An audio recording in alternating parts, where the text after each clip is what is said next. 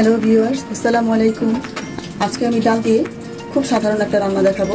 রান্নাটি সাধারণ হলেও গ্রামের মানুষের কিন্তু খুবই পছন্দ।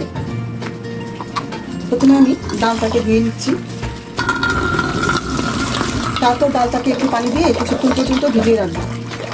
নিয়েছি দুটো ধুন্দুল, এটাকে আমি ভালো করে ছিলব।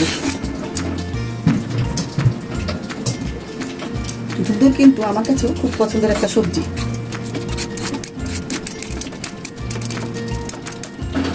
আমি এখন এখানে পেঁয়াজ, কাঁচামরিচ, রসুন, দুটি ধুন্দুল, এখানে যা আছে সব কিছু কেটে নিব। কেটে নিয়ে তারপর আমি ডালটাকে রান্না করব।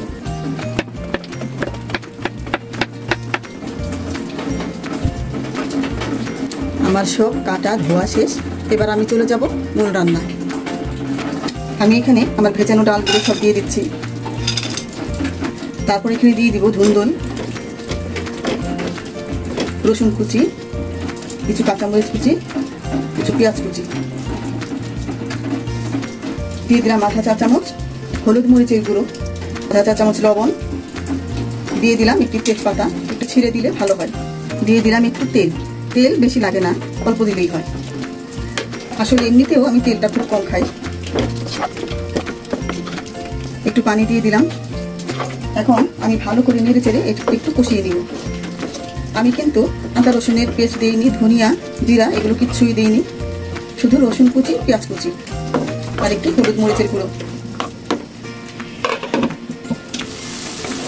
আমার কষানো হয়ে গিয়েছে, আমি আর কষাবো না। এবার আমি দিয়ে দিব এর মধ্যে একটু গরম পানি। আসলে আমরা অসাধারণ খাবার যতই খাই, এই সাধারণ খাবারগুলো কিন্তু বেশি ভালো লাগে। মাছ, মাংস, পোলাও এগুলো আমরা কিন্তু বেশি দিন খেতে পারি না, কিন্তু এই সাধারণ খাবারগুলো আমাদের সবসময় ভালো লাগে। বিশেষ করে গ্রামের মানুষ এই সমস্ত খাবারগুলোকে বেশি পছন্দ করে। লবণটা ঠিক আছে।